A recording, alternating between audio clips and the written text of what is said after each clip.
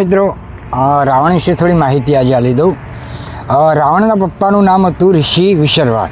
ઋષિ વિશર્વાના પિતાનું નામ હતું ઋષિ પુલિતત્વ અને એમના પિતાનું નામ બ્રહ્મા ખુદ, પોતે જ ભગવાન. તો બ્રહ્માના પુત્રનો પુત્ર, એનો પુત્ર રાવણ. હવે એ ખુદ એક ભગવાનનો અંશ હતો, તો પછી રાક્ષસ કેમનો? પણ રાવણની મમ્મી, જેનું નામ કૈકેશી, એ રાજા સુમાયુકીની પુત્રી હતી. રાજા સુમાયુકીની પુત્રી, જે પોતે દશાનંદ કહેવાય.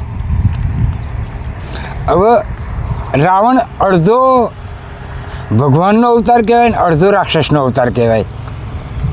આપ સમજી શકો છો હું જે કહેવા માગું છું. બ્રહ્માના પુત્રનો પુત્ર રાવણ, પણ એની મમ્મીનું મમ્મી એ રાક્ષસ કુળના હતા. એટલે આમ જોવા જઈએ તો અડધો રાક્ષસ કહેવાય અને અડધો ભગવાન કહેવાય.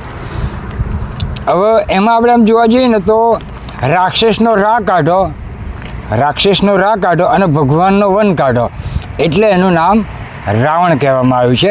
મારી જાણ પૂરતું તો મેં તમને જણાવ્યું છે કે આ પ્રમાણે તો બરાબર જ છે મારા અભ્યાસ પ્રમાણે, અને લગભગ આમાં કોઈ ફેરફાર છે જ નહીં.